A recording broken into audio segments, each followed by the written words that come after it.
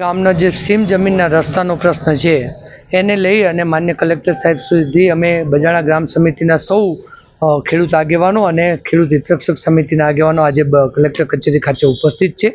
અમારી મુખ્ય સમસ્યા એ છે કે જે બજાણાની રેલવે ફાટકથી ઉત્તર તરફનો જે રસ્તો છે, જ્યાં વર્ષોથી ખેડૂતો એક બે રસ્તા એમના જે માપણી સીટમાં હયાત રસ્તા છે, લીગલ રસ્તાઓ છે, ત્યાંથી જતા અને પોતાનું વાવણીનું અને ખેતીનું કામ કરતા, પરંતુ રેલવે જે પોતાની કમ્પાઉન્ડ વોલનું કામ કર્યું છે એ તાર ફેન્સિંગ અને પોતાની વાડ કરી અને પોતાની જે જમીન છે એને કોર્ડન કરવાનું કામ રેલવે વિભાગ દ્વારા કરવામાં આવે છે। રેલવે પોતાની પ્રિમાઇસીસ અથવા પોતાની જમીનને કોર્ડન કરે એમાં અમારે ખેડૂતોને કંઈ પણ વાંધા હરકત સરખું ના હોય, પરંતુ જે અમારા લીગલ હયાત રસ્તાઓ છે, જે અમારી ખેતીની આજીવિકા છે, જેના પર અમારું રોજગાર ચાલે છે, અમારું ઘર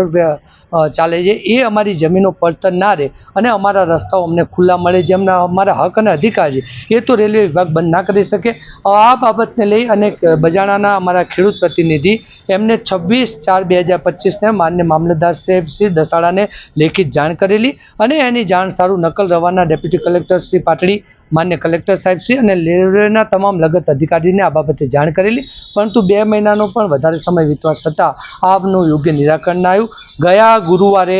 રેલવેના અધિકારીઓ સાથે એટલે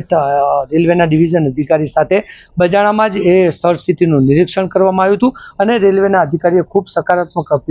અભિગમ અપનાવી અને ખેડૂતોને સાંભળ્યા હતા અને એમને એવું કીધું હતું કે આ પ્રશ્નનો નિકાલ કરવામાં આવશે, પરંતુ એ પછી હજુ સુધી એક પણ પ્રત્યુત્તર એમના તરફથી પણ ના પડ્યો। એટલે ના છૂટકે આજે અમારે જિલ્લાના સૌથી મોટા વહીવટી વડા એટલે માન્ય કલેક્ટર સાહેબને અમારી રાવ લઈને આજે ખેડૂતોની સાથે ઉપસ્થિત રહેવું પડ્યું છે। કલેક્ટર સાહેબ શ્રી થોડી ક્ષણમાં અમને મુલાકાતનો સમય આપ્યો છે, અમે એમને વિધિવત રીતે સંપૂર્ણ કાયદાકીય બાબતને અવગત કરાવીશું અને અમારી જે માગણી છે કે અમને અમારા ખેતરે જવાનો રસ્તાનો હક અને અધિકાર પ્રાપ્ત થાય, એ જ અમારી માગણી છે।